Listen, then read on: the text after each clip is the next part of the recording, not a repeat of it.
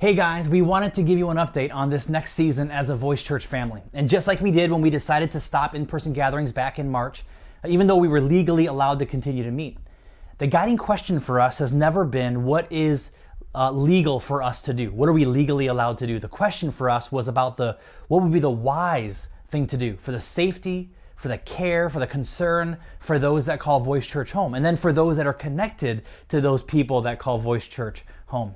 You got to know that we love and miss every single one of you guys. We miss the hugs, we miss the laughs, we miss worshiping alongside one another, we miss praying for one another, and just sharing life together. I miss meeting your friends and your coworkers and your neighbors that you bring to church for the first time, and they're all like, you can tell they're new, right? And even though we can still do some of that stuff through digital means and Zoom calls, man, I get it, it's not the same. And I miss church just as much as you do. But we have to stay strong. We have to stay faithful to values during prosperous times, but even more so during difficult ones. We have an opportunity right now to show the world what we value. See, we believe in this idea of Imago Dei, which means that within each person is the image of God, which is why every single person is valuable, regardless of their race or their age or their creed or their religion or belief systems. Every single person is just as valuable as you and just as valuable as me. That you'll never meet someone Jesus didn't die for. See, years ago, before we even launched as a church, we'd start every single meeting with this quote. C.S. Lewis said that the church is the only organization that exists for the benefit of its non-members.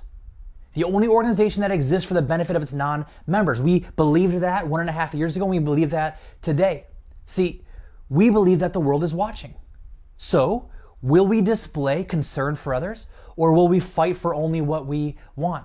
What mature love does, not juvenile law, but what mature love does is puts aside our own desires for the sake of others. So do we have the First Amendment? Yeah, we totally do. But Jesus said the greatest commandment was to love our neighbor. So we as a church choose to prioritize the greatest commandment over the First Amendment. So here are our 4 stages of reinitiating public gatherings. Notice I didn't say reopening the church. Now, it just may be a semantics thing, but for us, it's way more than that. See, we believe the church was never closed. So we're not reopening the church because we never closed. We've continued to pray for one another. We've continued to meet together in small groups online. We've continued to help those in our communities. We've continued to worship an omnipresent God, which means a God who is in all locations at once. We continue to worship that God. We continue to challenge one another, to continue to lean into our relationships with God and with one another. The church is never closed. And like I've told you before, I'll say it again. I've never been more proud to be part of a church than I am right now. Thank you for your wisdom. Thank you for living with generosity. Thank you for your faith.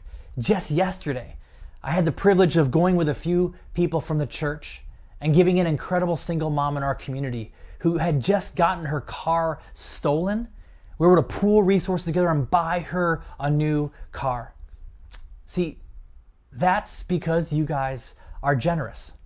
So the church has not been closed and the church is not closed. So thank you also to everyone who filled out the online survey. Because of your responses, we've been able to make some really good strategies, I believe, as we go into the future. So we have 4 stages that we are calling layers. We're calling them layers. And the reason why is, remember those diagrams in biology class, like showing the different layers of the human body? How different systems built on each other, like the skeleton and the nervous system and the muscles and tendons and then the skin layer, right? And just because maybe the skin layer, the 4th layer, hides the skeletal or nervous system, doesn't mean that those skeletal nervous systems cease to exist. Actually, they built on one another. And in the same ways as we add layers on this path to reinitiating public gatherings, we're going to continue some of those previous layers as well. So let me explain that. Layer number 1 is Voice Church at Home. In a lot of ways, we're doing this right now. But as of June 7th, the first weekend in June, we're going to do live broadcasts from our office space instead of doing pre-recorded sermons. So you're going to see a shift in what it looks like, right? So our office space right now is being transformed into a production space. And this is going to be such a great time to see some faces of the worship team, members that we haven't been able to see because of limitations of technology and time. But can I ask you, give us a little grace with this, because we're going to do our best to test everything and retest everything, but we just know we may run into some technical difficulties. In a lot of ways, this is uncharted waters for us. So, but we feel like the trade-off is worth it. So please give us a little grace and patience, and don't worry, we will do everything we can to do this safely and wisely. Probably sit around the 10 people in the workspace in one time in this large room together. I just want to say thank you to the creative team, the tech team, the design teams for your work on this space. To Michelle, to Claire, to JP, to Gabe, to Shauna, to Mike and Tiff, and a bunch of other people. Thank you for your time and effort and expertise into making that space a broadcast location. Next, layer 2, Voice Church, Microchurch in homes. We'll initiate this layer when it's safe to gather in groups of 15 to 25 or so in homes. The reason why this layer is so important is because it's the beginning of in-person community. We call it microchurch because it will have a lot of the elements of a traditional Sunday morning church service, but on a micro scale. If you are currently in a small group or you're currently a small group leader, we want you to pray about becoming a microchurch on Sunday mornings and have that location in your apartment or home. Also, if you're a team leader, I want you to pray about considering to host a microchurch location for your team.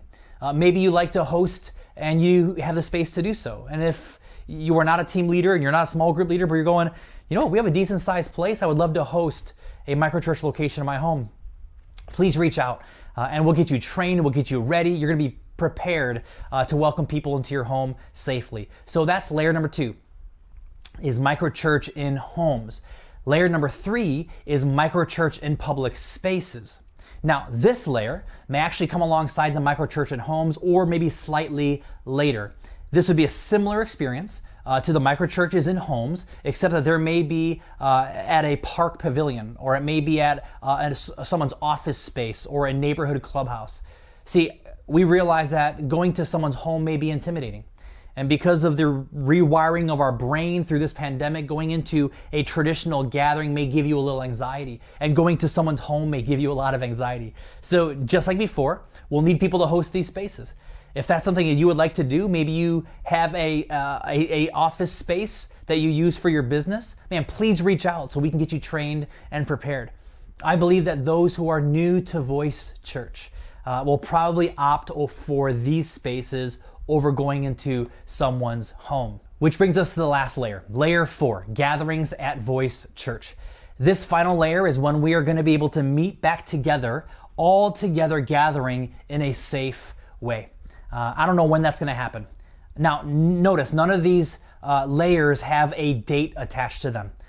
Just like a sailor, we can't predict when the wind will blow. We can just adjust our sails when it does. So we have a strategy, we just don't have a timeline. Make sense? We have a strategy, we don't have a timeline. We'll play each phase by ear, and we'll move forward as we feel like it's wise and safe to do. Look, we will not be the first one to open, and that's not our goal.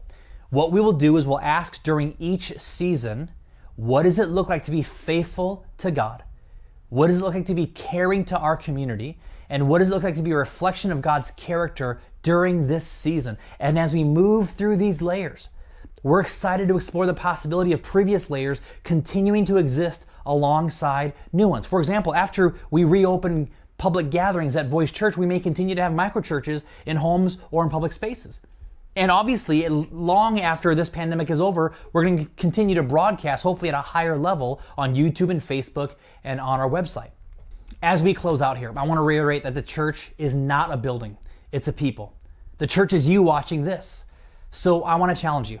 I want you to ask yourself, am I being the church? Not do I want to go to church or when can I go to church, but am I being the church? Me as an individual, me as a Christ follower, am I being the church? Am I being an outpost of the values, the grace, the love, the compassion of God? Am I living this season with a generous heart? There are some significant challenges in this season, for sure, but there are some significant benefits too. So lean in to those. Take a moment. Take a deep breath. Like young Samuel, when he was a child, he said during a sleepless night, he said, "Here I am, Lord. Speak, for your servant is listening." Here I am, Lord. Speak, for your servant is listening. And my challenge, my prayer for you is that that would be our posture as a church. that would be your posture as an individual. Not a posture of anger or outrage or anxiety, but simply a posture that says, God, I'm here. I want to fully engage with the here and now. I want to fully engage with you right now in the present. Speak, for your servant is listening. Speak through me. And would you speak through us as a church family? God bless you guys. And if you need anything, please reach out. We are here for you.